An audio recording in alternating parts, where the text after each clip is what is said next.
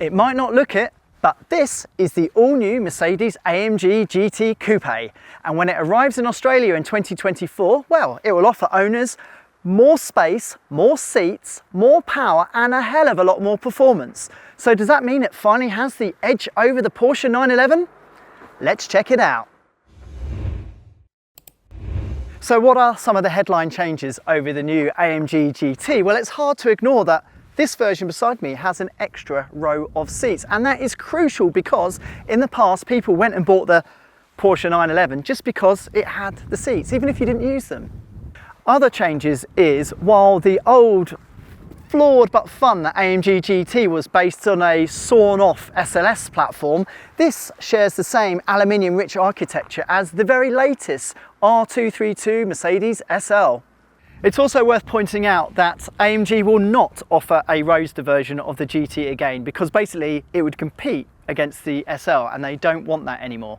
Now, in some markets, there will be two AMG GTs available. The 55 that gets a 350 kilowatt and 700 Newton meters of torque.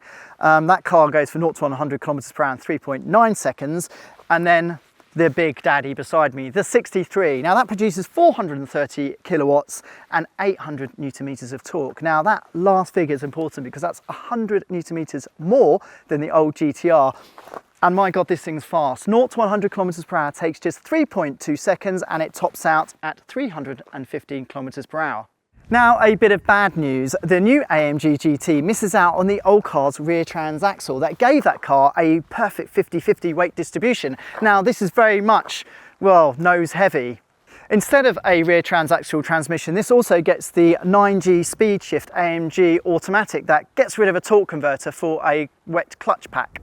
Another huge change for the second generation AMG GT is, for the first time, it comes with the Performance Division's 4MATIC Plus all-wheel drive system. And that completely changes this car's character. While the old car could be very squirrely in the damp, this is very, very sure-footed.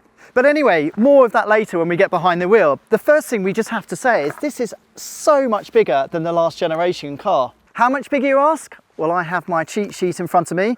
This is actually 177 millimeters longer than the old car. It's 144 millimeters wider, and it's also 66 millimeters taller. But there is a massive benefit for these bigger dimensions, and it's back here. Check out this. We have 321 litres of boot space, and drop those rear seats and it goes over 675 litres. And I don't know why that's important for a fast two-door coupe, but I don't know, I quite like the added bit of practicality, something you don't get with an SL. Of course, the big drawback of these bigger dimensions is the AMG GT, well, it's morphed into a bit of a bloater. This car beside me weighs, wait for it, 1,970 kilos with a 75 kilo passenger on board. Now, that is a lot of weight. That is a 2-ton two-door. That's obscene, isn't it? Now, to offset all that extra mass, engineers have left no stone unturned to ensure this thing drives as good as possible. And that explains why it has active rear steering, it has active suspension, I'll tell you about that later, and it also has active aero. Now, it has some flaps in here that sort of control the air management to the engine, sort of aid with cooling. And it also has a pop-out rear wing, but it also has a really, really cool thing down here. It has this vent that just basically drops down 40 millimeters over speeds of 80 kilometers per hour. What does that do? Well, that creates a Venturi effect. It's like a reverse diffuser that sucks the nose down to the ground to create more downforce and better steering. It's really clever tech. It's also worth mentioning that the AMG GT has seriously wide front tyres. These are 295 section front tyres. The rears are 305. It's also got really pretty forged aluminium suspension, but I think I've done far too much talking because, well, this car is all about the way it drives, and that's what I'm about to do now.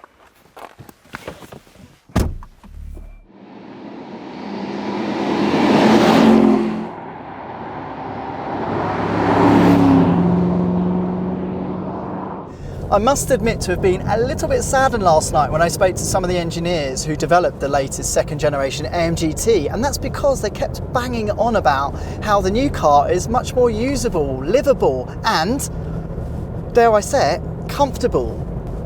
And that's because they really have softened off the nature of this car. Where the old car could be, let's admit it, pretty feral at times, this car, well, it doesn't fight the road so much. In fact, in comfort mode, which we're driving in now, earlier over some bumpy roads, well, it just flowed. It was perfectly matched. Not that the AMG GT isn't still demonically fast when you do, well, this.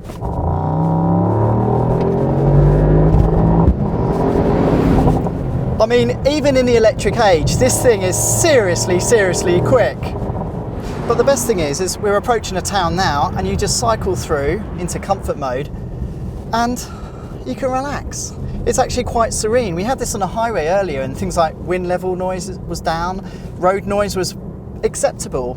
I mean, this is a quiet, nice place to soak up the miles. Ramp up the speed to sort of highway cruise, and it's also far quieter than the last car as well, with low levels of wind noise and road noise. Well, for the segment at least. The new AMG 9-speed automatic is deeply impressive compared to the last car. Occasionally it does clunk a little bit at very low speeds, but from then on, I mean, it's flawless the way it can deal with high speed stuff, low speed stuff. It's just a perfect match for this big V8.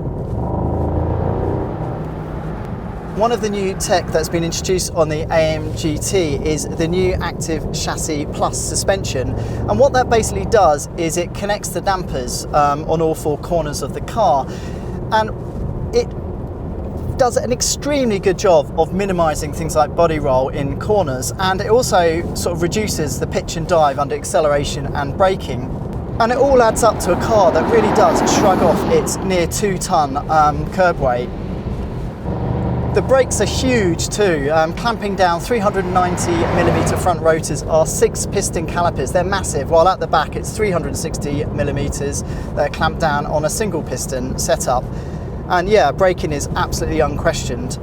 Although we wouldn't really want to take this car on track, because it would probably eat its way through a set of tyres in no time at all because of the huge mass this car carries. Another welcome piece of new tech that's been introduced in the AMG GT is the 4MATIC Plus AMG all-wheel drive, and it just transforms the car. Well, the other car could be quite wayward when it got slippery. This car is as sure-footed as it comes. I mean, even in the tight and twisty stuff, this thing never loses traction, and I think most owners will love that. They'll happily trade a bit of sideways action for just the way this thing goes cross-country. It's so fast. That said, there is a race mode, and that will send 100% of the torque to the rear axle, so you can go drifting if you want to, just not on public roads. Now, would you choose one over a Porsche 911 that, let's face it, has become the benchmark forever? Well, just listen to that V8. I think you would. Ultimately though, the 911 does feel the lighter, more nimble companion on a challenging, twisty road, but this car just delivers bags of character that I think most people will fall head over heels for.